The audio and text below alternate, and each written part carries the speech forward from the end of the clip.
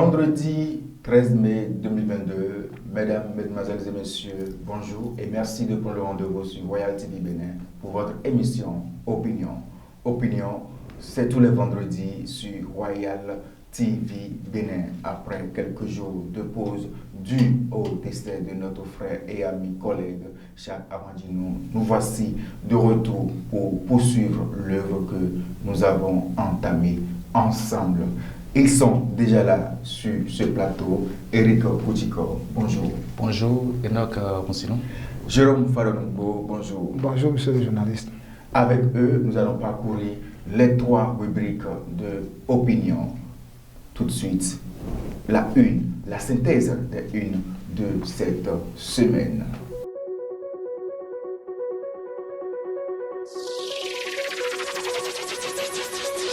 Amis internautes de Royal TV Bénin, salut et bienvenue dans la synthèse des unes des journaux parus dans la semaine du lundi 9 au vendredi 13 mai 2022. Pèlerinage à la Mecque 2022. Le gouvernement béninois lance l'enregistrement des candidats. Découvrez les conditions d'obtention du passeport biométrique. Que dit le Saint-Coran du Hajj pour chaque fidèle musulman? C'est à lire dans les colonnes du quotidien Le Territorial de Germain Prince Dimido dans sa parution du lundi 9 mai 2022. Matin libre qui titre en petite manchette.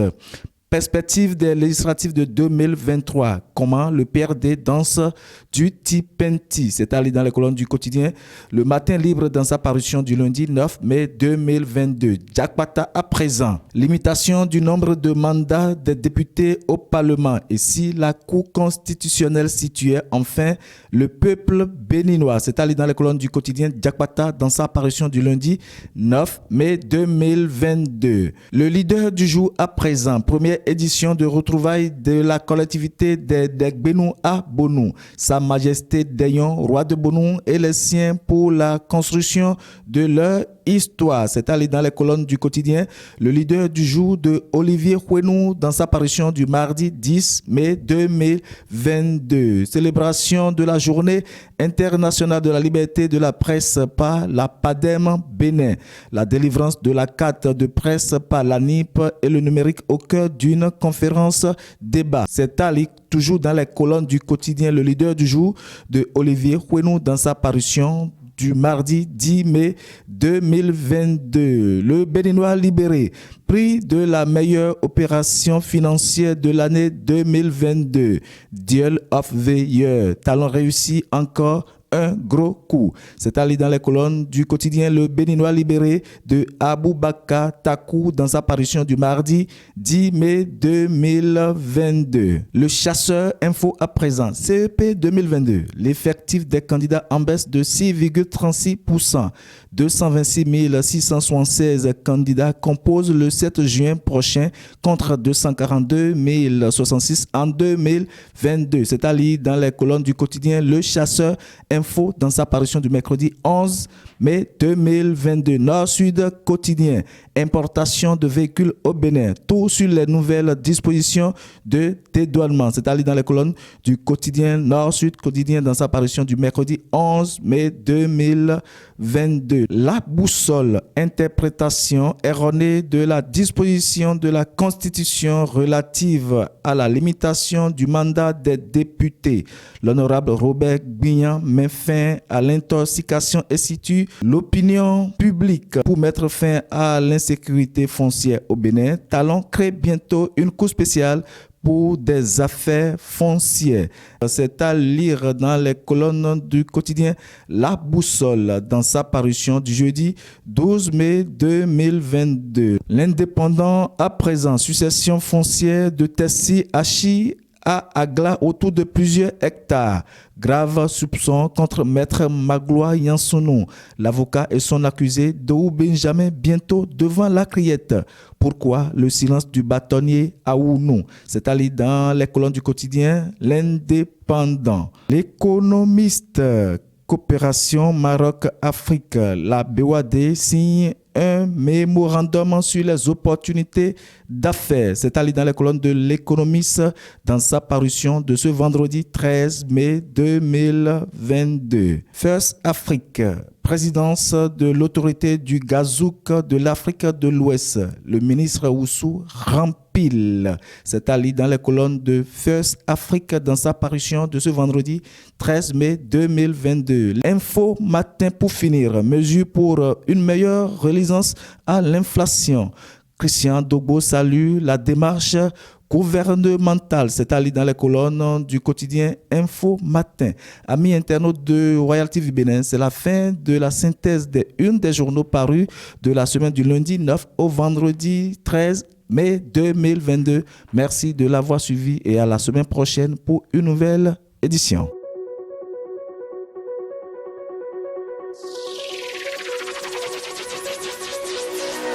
Retour sur ce plateau, Eric Koutiko, vous avez suivi la synthèse des unes de cette semaine. Dites-nous, comme d'habitude, cette une peut-être qui a retenu votre attention.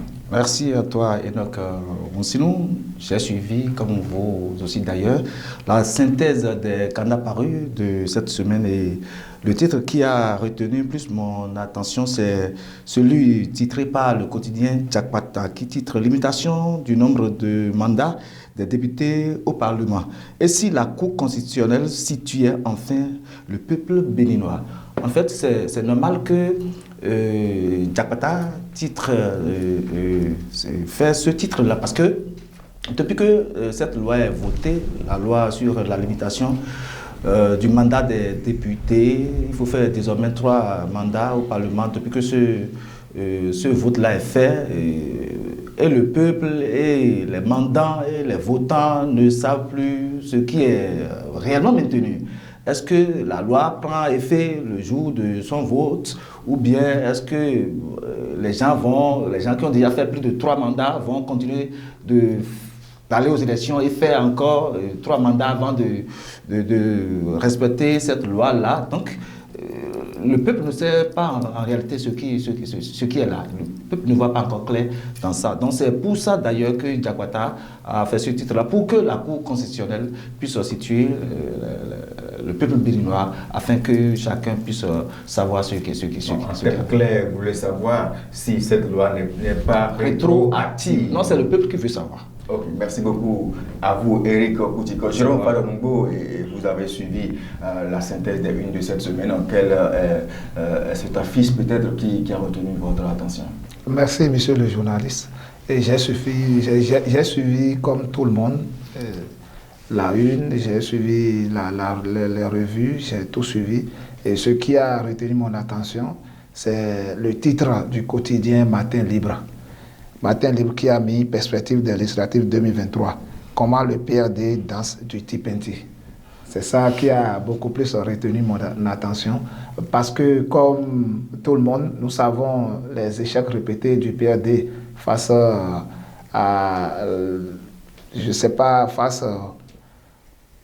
aux lois des 10% qui avaient été votées. Mais nous savons que cette loi a été votée sous le président Adrien Mbedji. Et c'est lui qui est encore le président du parti du Renouveau démocratique. Donc aujourd'hui, on constate que le PRD fait 2 pas en avant, 1 pas en arrière. Donc le PRD ne va pas de l'avant ni aussi en arrière. Donc le PRD est sur place et ne sait plus à quel sein se vouer. Et les élections municipales et communales passées nous ont montré réellement les limites du PRD face à cette loi des 10%. Donc le PRD s'est piégé lui-même, si on peut le dire ainsi, parce que c'est son président qui avait tout piloté, qui avait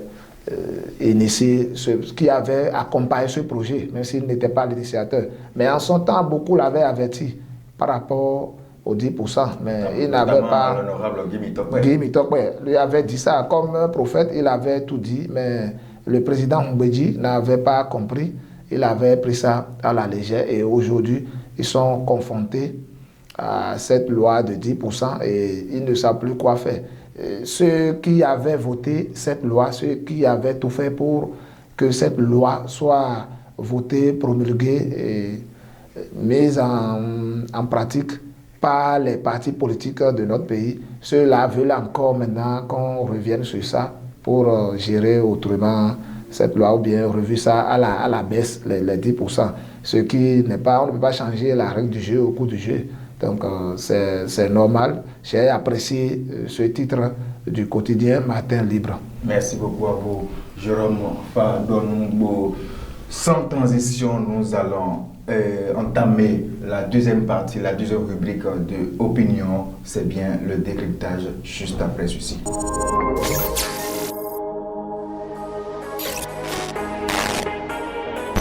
Merci à vous, Eric Koudiko. Depuis ce jeudi 12 mai, le gouvernement a entamé une tournée dans nos communes. Ceci pour expliquer la cherté de la vie à nos populations. Dites-nous, vous êtes dans la vallée et une partie du gouvernement accompagné des députés de la vallée était à Bounou ce jeudi. Vous y étiez certainement. Je n'y étais pas, mais j'ai l'information. Permettez-moi de vous dire que c'est une malade sanitaire. C'est tout tourné, ça n'a pas son sens. On ne peut pas dire que ça n'a pas son sens quand même. Je vais m'expliquer. Permettez, parce que si le gouvernement a décidé de faire cette tournée, ne pensez pas que c'est une balade sanitaire. Non, certainement c'est pour expliquer le bien fondé des difficultés qui entourent cette cherté de la vie. Et non, permets-moi de te dire que le gouvernement n'a pas besoin d'envoyer les ministres ou députés sur le terrain avant de se faire entendre. Ça, c'est votre opinion. Voilà. On dit cherté de vie et c'est les ministres ou les députés qui vont sur le terrain pour expliquer à ceux qui ont faim pourquoi ils ont faim. Les députés ou bien ces ministres-là sont en mission. Et quand on finit, tout le monde sait que quand il y a une mission, il y a toujours ce qu'on appelle frais de mission. Donc les autres, ils sont là-bas tranquillement faits. Ils sont déjà conscients de ça. Et on vient maintenant avec des véhicules de fonction, des plaques bleues, pour dire que voilà les raisons pour lesquelles vous avez faim. Mais toutefois, il faut informer la population des moyens mis à disposition par le gouvernement pour anéantir, pour atténuer un peu cette situation. Le gouvernement aurait pris par les radios communautaires simplement, et puis bon, on fait ces séances de sensibilisation sur les radios communautaires, on fait ça dans toutes les langues, dans toutes les langues nationales. Mais envoyer les ministres sur le terrain pour dire, allez expliquer aux gens pourquoi vous avez faim. Les gens qui ont faim là, on leur va dire, allez, voilà les raisons pour lesquelles vous avez faim. Si c'est des populations lambda qu'on a ciblées dans les zones pour dire, bon, vous là, allez dire à vos collègues ou bien à vos camarades, voilà pourquoi il y a telle situation, ça se comprendrait. Mais on envoie les gens qui ont de l'argent faire les pauvres pour dire, voilà pourquoi vous avez faim. Pour moi, ça n'a pas de sens. Jérôme Fadongo, vous avez suivi également cette descente des membres du gouvernement accompagnés des députés, des cadres de nos différentes communes. Est-ce à dire que cette décision est mal pensée peut-être? Bon, je ne dirais pas que c'est une décision mal pensée, mais je ne trouve pas ça opportun. Parce que le gouvernement pouvait procéder autrement. Si nous parlons aujourd'hui de la cherté de la vie, c'est parce que le panier de la ménagère est déjà vide et je ne sais pas si ce panier existe même. Chaque jour, les produits alimentaires, ce qu'on a l'habitude de payer, que ce soit dans nos marchés, même ce que nous produisons dans notre pays, chaque jour, ça augmente de prix. Mais le gouvernement pouvait subventionner ou du moins exonérer certains commerçants en grippe. Je ne sais pas si c'est la même. Le gouvernement l'a quand même bien fait. Le gouvernement a mis les moyens à exonérer certaines tasses. Plus de 80 milliards. Vous voyez, vous parlez de 80 milliards. L'effort est fait, mais seulement que ça ne se ressent pas tout de suite. D'accord. Eh bien, on a parlé de 80 milliards, maintenant ça fait déjà plus d'une semaine, je suppose. Mais sur le marché, les choses continuent toujours d'augmenter de prix. Donc, on n'a pas constaté une diminution. Et si on devrait faire une sensibilisation, s'il devrait y avoir une tournée, on devrait aller vers ces commerçants, vers nos bonnes dames de nos marchés pour expliquer à ces bons d'âne, ou du moins ceux qui envoient les produits, les opérateurs économiques, les grossistes, on devrait sensibiliser ceux-là, les amener à amoindrir ou à respecter la décision du gouvernement. Mais bien avant ça, on devrait déjà les subventionner. Parce que ceux-là avaient payé les produits à un prix X. On ne peut pas du jour au lendemain les demander, on ne peut pas leur demander du moins de diminuer ça. On ne peut pas dire ce que j'ai payé hier à 10 000 francs, on ne peut pas me demander aujourd'hui de vendre ça à 8 000 francs. Si je dois le faire, l'État doit quand même mettre un moyen à ma disposition. C'est ce que le gouvernement devrait faire. On ne devrait pas aller encore rencontrer ceux qui ont fait. Moi, je me demande même, ceux qui y étaient, bon, c'est sûrement des gens qui sont rassasiés et qui bénéficient beaucoup de choses de la part de notre gouvernement. Sinon, ceux qui ont réellement fait ne peuvent pas aller se regrouper, se mettre là à attendre des gens qui sont déjà à l'aise, qui ont déjà tout à leur disposition. Ça ne répond à rien selon moi. Donc s'il doit avoir réellement tourné, ce n'est pas de cette façon qu'on devrait faire cette tournée. Éric Boutikor, il y a un adage qui dit « Ventre affamé n'a point d'oreille ». Est-ce que ceux-là qui ont peut-être faim auront les oreilles pour écouter ceux-là qui sont venus vers eux, leur expliquer les difficultés rencontrées, peut-être pour pas les difficultés, les moyens mis dans cette affaire par le gouvernement. Vous avez déjà dit, hein, le ventre affamé n'a point d'oreille. Ce qui se passe là, c'est une façon de faire la politique. Ceux qui vont venir à ces séances-là, tu vas voir que c'est les gens qui sont membres de leur formation politique. Sinon, le vrai peuple, la vraie population qui a faim, vous n'allez pas le voir dans ces salles où ces tournées ou sensibilisations seront faites. C'est pas normal parce que l'autre a faim, on dit viens maintenant, on va te dire que voilà pourquoi tu as faim. Alors que tout le monde sait pourquoi on a faim. On n'a plus besoin de nous expliquer ça. Le gouvernement aurait pris des dispositions pour accompagner la population. On prend l'exemple du fonds de Covid-19 qui est lancé en temps, les gens ont fait un enregistrement, on a donné une partie, on a laissé, on a dit c'est pour accompagner. C'est vrai, les gens en ont reçu. Et ceux-là qui avaient reçu ça auraient déjà créé des activités avec ça. Nous sommes d'accord. Et ceux-là qui ne sont pas satisfaits. Il y a aussi le microcrédit à la FIA qui bat son plein, qui permet à beaucoup de personnes de créer certaines activités. Vous connaissez les dames qui prennent ça? Si vous les connaissez, vous pouvez aller leur poser des questions. Quand les dames là prennent les sous, la microcrédit, c'est une bonne affaire, cette affaire-là. Maintenant, quand ils prennent, c'est au plus 2 semaines, 1 mois, hein, le reste là, elles ne savent plus là où l'argent est parti. Hein. Et ça voudrait dire qu'elles sont de mauvaises gestion. Non, c'est pas ça en fait. Vous voyez, on vous prête, c'est un prêt en fait. Oui, c'est un prêt. C'est vrai que le taux est très faible. Très faible. Voilà. Maintenant, avec ce qui se passe à cause de la cherté de la vie là, quand les bonnes dates, moi je connais des gens qui en ont pris plusieurs fois. Ils fait 1 mois, 2 mois, 3 mois là, paf, c'est parti. Parce que tu dois payer.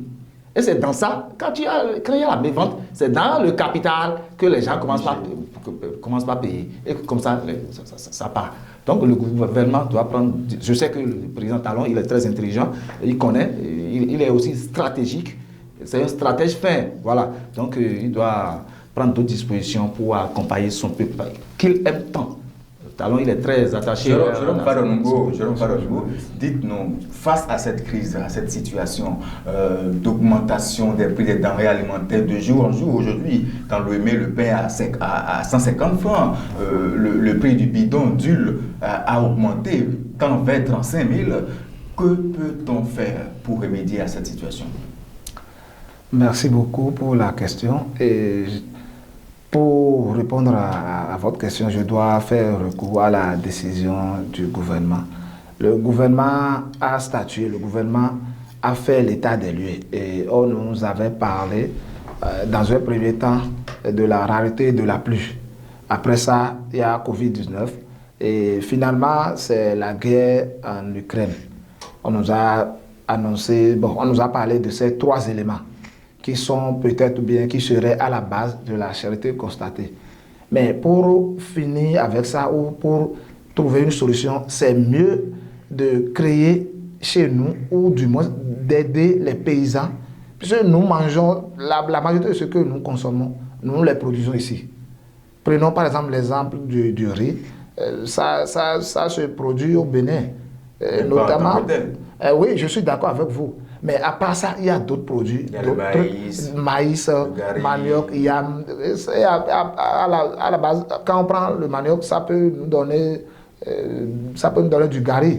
Et de l'autre côté aussi, on a l'huile rouge, même si beaucoup n'en consomment pas, il y a ces choses. Donc, le gouvernement devrait quand même chercher à encadrer ce secteur.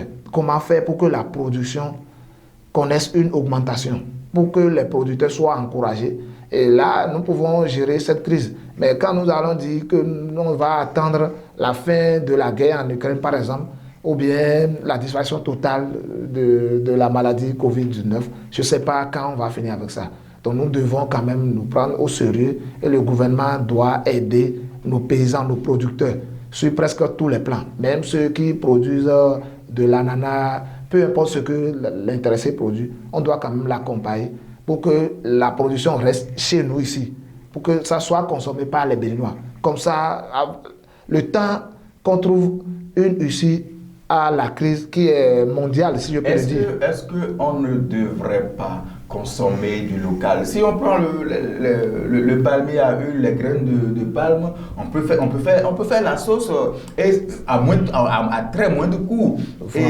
et manger avec sa famille. Parce qu'on dit quand la cadence change, la danse change. C'est ça. Donc il ne faudrait pas forcément tourner vers l'extérieur pour dire qu'on va payer de l'extérieur. Mais essayons de consommer local, n'est-ce pas? C'est ce que je veux dire. Il faudrait que l'État prenne ses responsabilités. Il faudrait que chacun... Mais l'État ne viendra pas. Peut-être que dans cette tournée, l'État va sensibiliser les uns les autres à consommer le local. Non, nous sommes d'accord. Même si ça ne revient pas à l'État de nous demander de le faire, mais on doit quand même encadrer le secteur. Je le dis parce que il y a des agriculteurs, des producteurs qui manquent de moyens.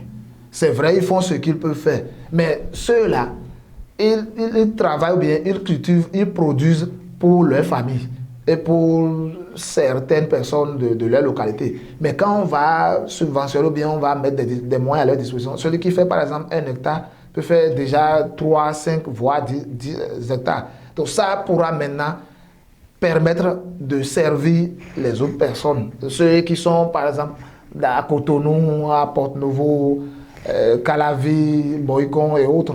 Puisque la majorité de ces productions, ça se fait dans la vallée de Lomé. C'est vrai, ça se produit dans les Alada, un peu partout. Mais il faut que le gouvernement, peut-être lors de la tournée, puisque la tournée vient de commencer, c'est pour 1 semaine, si je ne me trompe pas. Bon, on n'a qu'à attendre pour voir si réellement ceux qui sont envoyés sur le terrain vont aborder ce côté de la chose. Sinon, c'est mieux d'exiger ou bien quand même de proposer la consommation locale de nos produits. Il faudrait que nous mettons en valeur ce que nous produisons et que nous consommons nos propres produits. Ça va nous permettre quand même de tourner dos à cette crise, même si ce n'est pas pour longtemps. Ça va nous permettre une indépendance alimentaire. Oui. Eric Boutiko, est-ce qu'on ne devrait pas aujourd'hui consommer le local, notre desson de la vallée et bien d'autres, haricots et autres? Consommons le local, c'est un vain mot. Sinon que c'est normalement ce qui devait être fait. C'est ce qui devait être fait. Nous avons la vallée de Lomé. Quand on chante que c'est la riche vallée, la plus riche du monde, après celle du Nil. L'État peut subventionner les gens là. Ça va nourrir tout le Bénin, la sous-région et à l'international. Mais on laisse ça, c'est pas bien. Sinon, quand on subventionne les producteurs là, on peut consommer le local. Tout c'est une terre qui est fertile et accessible à toute production. Le maïs, le haricot, la patate douce, le manioc, tout est là. Et on peut faire contre-saison. On peut cultiver plusieurs fois. Mais on laisse la vallée qui est là depuis des décennies. Moi, je ne sais pas quel président va faire la promotion de cette vallée. Le jour où cette vallée sera prise en compte, rassurez-vous, on ne va plus parler de problèmes alimentaires au Bénin. Parole de fils. Non, justement, tout le monde sera obligé de consommer le local. Tout est là. Et c'est des produits riches. Donc, moi, je voudrais inviter les dirigeants de notre pays à prendre en compte. Je crois avoir entendu l'honorable Akoma, que j'appelle avec tout respect. Kouanou, à qui je dois beaucoup de respect. Je l'ai suivi dans un dodo. Il a parlé de ça dans la tournée. Il a parlé de ça. Il a dit à ceux qu'on prenne cette vallée-là en compte et puis c'est fini. Le problème sera réglé. L'Ukraine sera là-bas en train de faire, la Russie là en train de faire, seront là-bas en train de faire. Nous, on sera à l'aise ici. On a la terre. Il reste les moyens pour la pratiquer, puis le problème de Jérôme Farombo, Eric Ouchiko, dites-nous, qu'est-ce qu'on peut espérer de cette tournée entamée par le gouvernement? Bon, cette tournée, selon moi, n'a pas corrigé quelque chose ou ne corrigera pas grand-chose. Et je le dis parce que, comme vous l'aviez dit tout à l'heure, le ventre affamé n'a point d'oreille. Même si des gens viennent à ces rencontres pour espérer, parce que c'est ça, nous sommes au Bénin. Et chez nous, les meetings, les réunions politiques, ces assises, nos parents qui sont dans les coins de nos villages, ils espèrent des choses. Donc ceux qui étaient présents à cette tournée, ce ne sont pas des gens qui sont venus pour écouter ou pour comprendre ce qui va se passer. Parce que nous savons tous qu'il y a... Déjà, dans le tête, c'est que le gouvernement est arrivé, c'est sûr qu'il y aura des... Il y aura, même si c'est quelque chose... Ouais, donc c'est ça. Donc, mais c'est pas une campagne.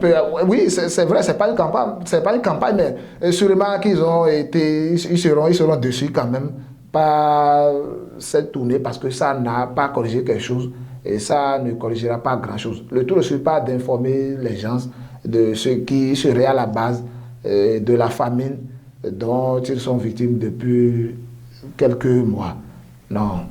Merci à vous, Jérôme Farombo. Eric Ouchiko, pour finir sur ce sujet, que peut-on espérer globalement de cette tournée? On a vu faire dans le passé. Moi, je voudrais proposer au gouvernement, pour que le président Patrice Talon et son gouvernement soient applaudis par le peuple, de subventionner les produits de première nécessité, de les envoyer dans toutes les communes. Le sac de riz qu'on payait à 30 quelques mille, ils subventionnent ça, on prend ça à 8 000, 10 000, comme on le faisait dans le passé, dans les ONASA. Vous voyez, les sacs de maïs, on subventionne ça. Le peuple prend ça à vil prix. Comme ça, on va conjuguer tout ça. Le peuple aime vivre l'instant. L'instant. Si le peuple voit maintenant que, sac de riz, 30 kilos, 8 000 francs, sac de maïs, 25 kilos, déjà 7 500 francs. Et comme ça... À un moment donné, on ne demande même pas la qualité, mais la quantité pour que le ventre soit rempli. Vous voyez, donc quand le peuple va voir ça, cette tournée aura son sens. Mais si rien ne sera fait, et qu'après la tournée, on va toujours commencer par parler de la cherté de la vie, la tournée, elle est sans effet. On vous aura compris, ceux qui sont sur le terrain, qui sont dans cette séance de sensibilisation et d'explication, vous aurez compris. Merci. Nous allons entamer le second sujet. Vous l'avez appris, le Haut Conseil des rois du Bénin a pris une décision interdisant au roi d'assister aux activités politiques. Jérôme Farombo, vous êtes quand même proche de certains rois du Bénin. C'est une décision salutaire que moi j'applaudis. Je félicite les responsables du Haut Conseil des rois du Bénin. Et cette décision permettra aux rois en général et surtout à certains rois qui aiment accompagner les hommes politiques. C'est vrai, ce sont aussi des hommes, ce sont aussi des gens qui sont proches, bien qui étaient proches d'eux avant de devenir politiques. Donc on ne pouvait pas les accuser, mais cette décision va permettre quand même de mieux corriger, de mieux réguler la chose. Parce qu'un roi est appelé à diriger ou à coiffer toute une communauté. Donc on ne devrait pas les voir à côté de X ou de Y. Donc j'ai beaucoup aimé la décision. Eric Ouchiko, vous avez suivi cette décision lue par le secrétaire général du Haut Conseil des rois du Bénin, Sa Majesté Kangoro Swambou, roi de Kika. Vous avez suivi. Quelle explication, quelle appréhension avez-vous de cette décision? J'avoue, le Haut Conseil des rois du Bénin a réfléchi et ils sont à féliciter, les membres de cette association. Je ne sais pas là où ils ont trouvé l'inspiration. Et c'est eux-mêmes qui ont décidé de mettre fin à cette pratique-là. Le roi est après tout le gardien de paix. Il est là pour prier sur la nation, sur le peuple et pour superviser certaines choses. Les voix sur les lieux publics, sur les bars, là où il y a des grands meetings, et puis bon, c'était de n'importe quoi. Mais eux-mêmes, ils ont compris. Ils ont dit, il faut qu'on mette fin à ça. Mieux, ce n'est pas l'État qui a interdit ça. C'est eux-mêmes qui ont pris la décision. Donc c'est à saluer, comme l'a dit mon confrère, c'est une décision très salutaire que j'apprécie. Le roi est à quelque sorte un médiateur. Il devrait être le dernier recours. Mais celui-là, vers qui on devait... Un dernier recours, mais quand même un recours. Un recours. Bon, en fait, quand il dit dernier recours, peut-être dans quelques domaines. Bon, un recours, hein, comme vous l'avez dit. Et puis, celui-là, qui irait le voir, on voit, et le roi est celui-là, sous la bâche, en train de faire la politique. Et le roi ne fait pas la politique, mais il accompagne les politiciens. Vous avez vu le roi, le dame, qui a rejoint récemment. C'est son opinion et c'est son plein droit. C'est pour vous dire qu'il y a des rois qui font la politique. Non, voilà, il est libre de faire la politique. Voilà, c'est ça, il dit. Donc, après tout, le roi aussi est une personnalité qui peut faire la politique parce qu'il est après tout un citoyen. Du pays. Donc, le roi peut faire ou ne pas faire, mais il est libre d'accompagner. Vous voyez, donc c'est un peu ça. Donc je salue la décision du Haut Conseil du roi du Bénin. Jérôme Falongo, est-ce que cette décision, elle pourra être respectée? C'est une grande question que vous venez de poser. C'est vrai, cette décision peut être respectée et au même moment peut ne pas être respectée par tout le monde. Mais le souhait est qu'elle soit respectée parce que cela donnera du poids, de la considération et surtout de l'estime au roi du Bénin en général. Vous voyez, donc il faudrait que les rois, moi je les invite à suivre à la lettre, même si c'est difficile. Des rois peuvent accompagner les politiques sans quand même s'afficher. Vous voyez, donc s'afficher à côté de Ins ne pourra pas donner de la considération aux yeux de Y parce que l'autre dira ce roi qui devrait quand même être pour nous tous est du côté de Ins. Donc moi, Y, je ne me retrouve plus avec le bien. Il ne pourra pas quand même gérer certaines situations avec moi, alors qu'un roi est pour tout le monde. Et on est-ce ne devrait pas... que ce n'est pas une mauvaise nouvelle pour certains de nos politiciens qui, en raffolent pour des activités, ont toujours besoin de ces rois? Ça c'est vrai, c'est vraiment... Dans d'autres, il y aura des politiciens qui vont prendre ça comme une mauvaise décision. Mais ils n'auront pas le choix. Et c'est en cela que je salue, parce que ces rois, le Haut Conseil des rois du Bénin, pouvait ne pas prendre cette décision. Parce que les rois qui sont membres, ou bien les rois qui ne sont même pas membres, et qui vont à ces endroits, ils bénéficient quand même de quelque chose. Oui, donc si eux-mêmes ils ont compris que ce n'est pas bien ce que certains font, et on doit quand même corriger les choses. Ils ont pris le milieu pour montrer réellement que les rois, ce sont des rois qui sont là pour la paix, qui sont là pour l'union, pour la cohésion. C'est salutaire, même si des politiques vont prendre ça autrement. Parce que, comme vous venez de le dire, le déplacement d'un roi, ça donne assez de visibilité aux activités politiques. Et un roi a quand même une base, même si ce n'est pas politique. Un roi a une base bien solide, puisque ce sont des gens, des gardiens oui, vous voyez, donc très écoutés, très suivis même. Et leur consigne, ça, il suffit juste de dire, nous faisons ci, nous faisons ça, et la grande masse qui les entoure, puisque des rois gèrent des communautés, des régions.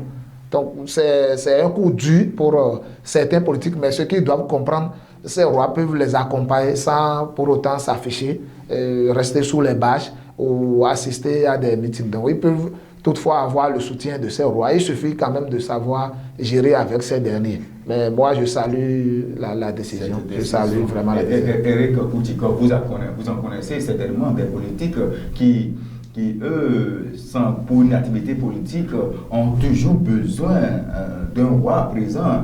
N'est-ce pas un coup pour ces gens de politique? C'est une affaire de compréhension. Le roi, depuis son palais, peut donner des consignes. Il n'a pas besoin d'être sous les bâches pour que le politique sache désormais que ce roi est avec moi. S'il est avec lui, depuis son palais, il va tout régler politiquement. Le roi coordonne une zone ou une région. Il a son mot à dire, il est considéré comme l'a dit Jérôme. Donc, depuis le palais, le roi donne des consignes à sa base politique. Écoutez, le tout ne se fait pas de venir sur le terrain. Peut-être que le roi est venu juste pour... Parce qu'il a été invité, parce qu'il est venu accompagner justement. Voilà, c'est ça, il dit. Le roi n'a pas besoin d'être sous la bâche avant de faire ce qu'il veut faire politiquement. C'est ça, il dit. Depuis son palais, il donne ordre. Bon. Écoutez, c'est telle personne, c'est telle personne. On dit, ils ne s'affichent pas politiquement, mais c'est des politiciens fins. Parce qu'ils accompagnent les politiciens.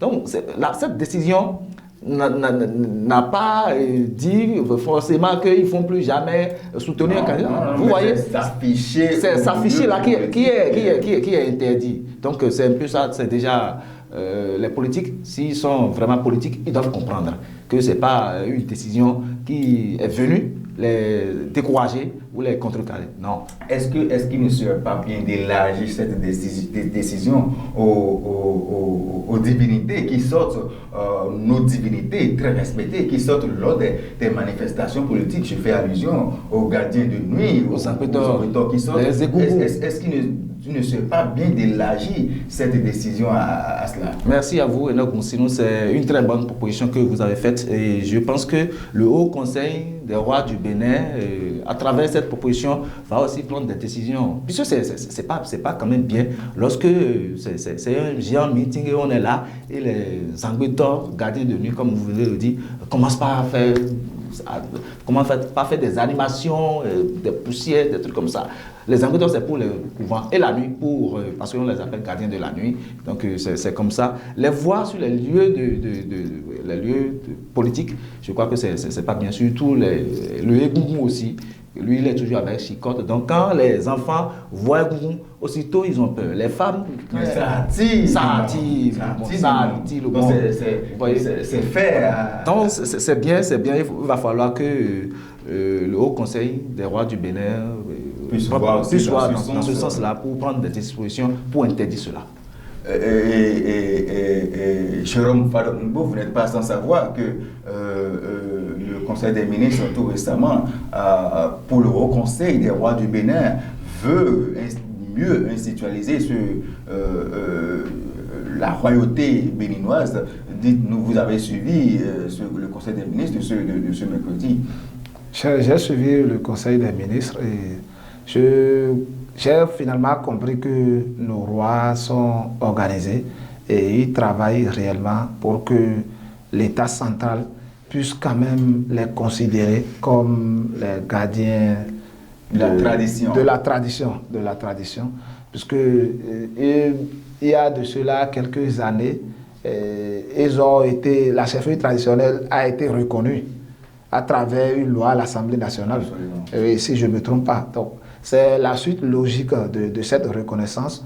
Et si le Haut Conseil, en tout cas si les associations des rois du Bénin, s'ils sont arrivés à travailler pour que cette reconnaissance puisse déboucher sur l'organisation ou l'assainissement de la chefferie traditionnelle, c'est une bonne chose que moi je salue.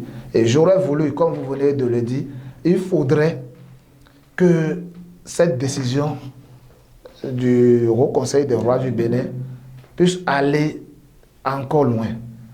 Pour que l'assainissement dont nous parlons, il ne faudrait pas que la loi soit votée pour qu'on constate encore d'autres choses. Le mieux est d'assainir maintenant, est de déclarer les interdits, ce que les gardiens de nuit doivent faire, ce que les gougous doivent faire, ce qui ne devrait pas être fait.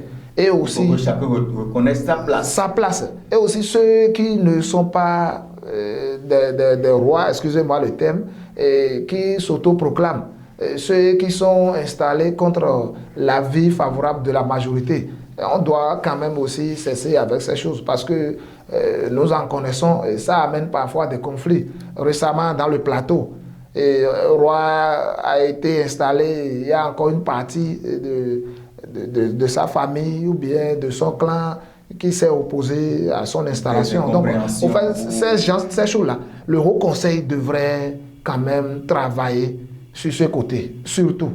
On ne doit pas maintenant venir dire que la chefferie traditionnelle est reconnue. L'État central va accepter, le Parlement va approuver à travers des lois. Et sur le terrain, on va encore constater, bon, c'est tout là que moi j'appelle c'est désordre. quand même déjà bien de voir que le Haut Conseil des rois du Bénin ne dort pas sous ses lauriers et travaille à redorer le blason de nos royautés. C'est déjà, il faut les féliciter. Ça c'est vrai. Et Ça, saluer son président, Sa Majesté Bodegbe, roi d'Aladal, son secrétaire général, Sa Majesté Gangoro Swambou, roi de Kika. Je n'oublie pas l'organisateur en chef, Sa Majesté Roi Sion, roi central. Nous les saluons vraiment. Merci à vous et bonne suite, bonne réflexion et revenez nous donner encore plus de décisions pour redorer le blason de la royauté, de nos royautés. Merci à vous Eric Koutiko, merci à vous Jérôme Fadolongo. Dernière rubrique de opinion de ce vendredi, c'est bien évidemment le Zoom. Allons découvrir ensemble ce que nous a concocté la rédaction de Royal TV Bénin ce vendredi.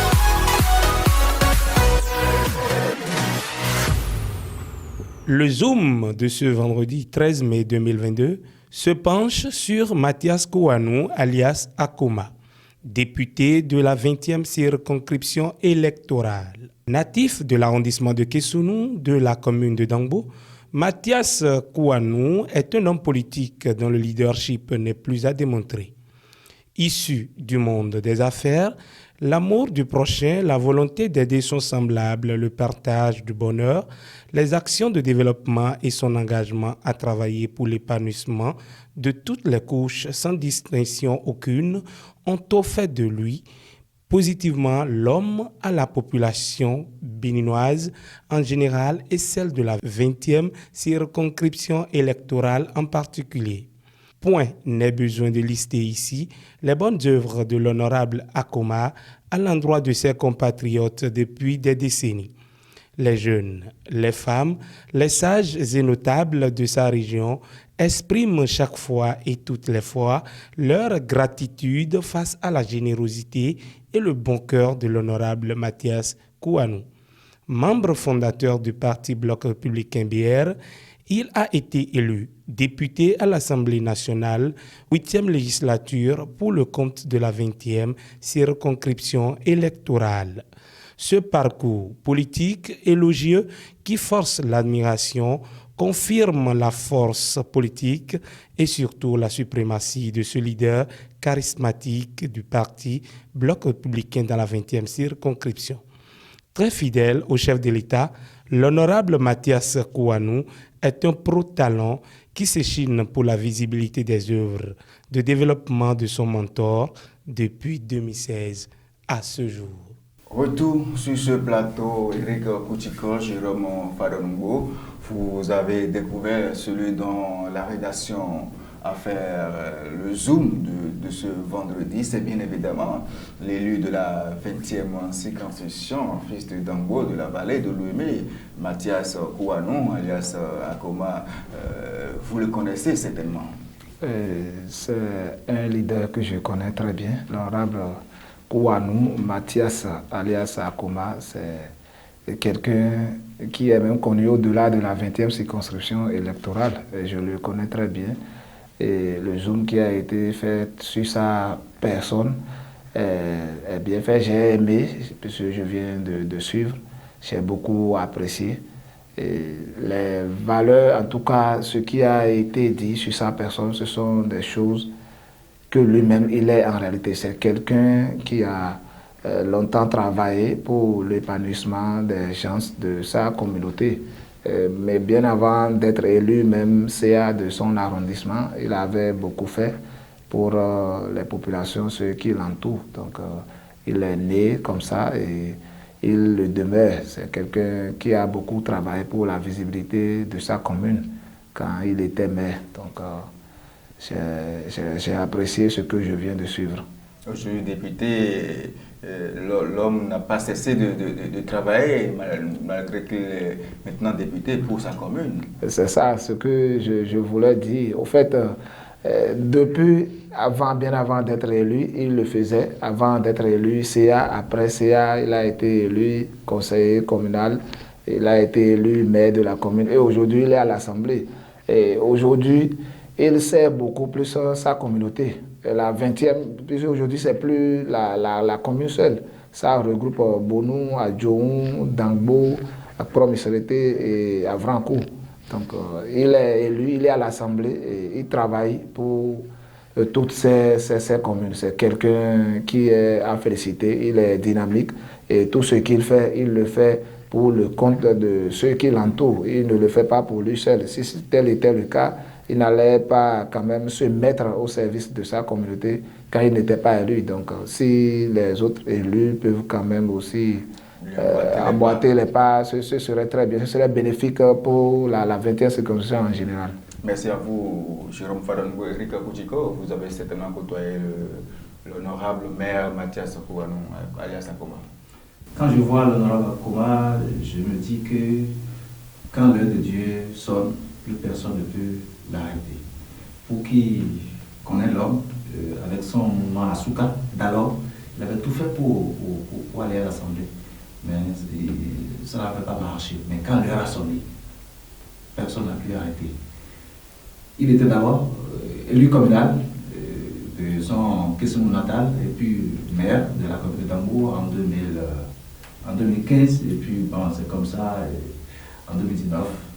Vu son dynamisme, il est positionné sur la liste du bloc républicain, il est allé à l'Assemblée. Akoma, l'honorable Akoma, c'est quelqu'un qui est très social. Là, tout le monde le connaît sur ce plan. Il est très social et il aime sa population, il aime son prochain. Et quand on va parler du développement de sa zone, même de la 20e circonscription électorale, on sait que l'homme, c'est quelqu'un dont on a besoin. Et puis, même avant d'être maire, avant d'être politique, il avait une grande école à Cotonou. Et ce qu'il fait là-bas avec le social, tout le monde le sait. Donc, je l'apprécie, comme tout le monde d'ailleurs.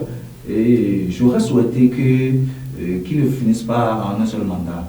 Parce que, à voir tout ce qu'il a fait quand il était maire, quand il est devenu député, ce qu'il a fait, je voulais qu'il continue de faire des choses comme ça, et puis ce serait pour le bonheur de toute la vallée de l'Oné, de toute la 20e circonscription électorale. Merci à vous, Erika Koutiko. L'homme est un grand homme, on ne pourra pas tout dire sur ce monsieur, signalons qu'il est le coordonnateur du parti Bloc, de ce grand parti, le Bloc républicain de la 20e circonscription. Merci à vous, Erika Koutiko. Nous sommes vraiment à la fin d'opinion de ce vendredi. Et Jérôme Fadongo, un mot pour conclure. Vous êtes pour la première fois où vous foulez les studios de Royal TV pour cette émission. Oui, vraiment, c'est ma première fois et j'ai beaucoup apprécié. Et mon mot de fin, c'est de dire merci aux responsables de Royal TV Bénin et aussi aux internautes, vos abonnés, ceux qui vous suivent un peu partout dans le monde. Je leur dis merci. Ils n'ont qu'à continuer par suivre Royal TV et de vous accompagner d'une manière ou d'une autre. Merci à vous, Jérôme Fadongo. Erika Koutiko. Oui, et sinon, je voudrais d'abord remercier tous les internautes de Royal TV Bénin pour leur fidélité à cette chaîne numérique-là. Ensuite, je voudrais juste faire un clin d'œil à l'ancien maire de la commune de Bonou. Je voudrais parler de Isidore Zinsou pour tout ce qu'il fait de cette commune-là. Merci. Merci à vous, Erika Koutiko. Merci à vous, Jérôme Fadongo. Merci à vous aussi, chers internautes, vous qui nous suivez un peu partout. Je n'oublie pas celle-là qui nous suit d'Apakba, la nouvelle voix qui passe devant Moclin. Merci à vous, Kyria Kedom.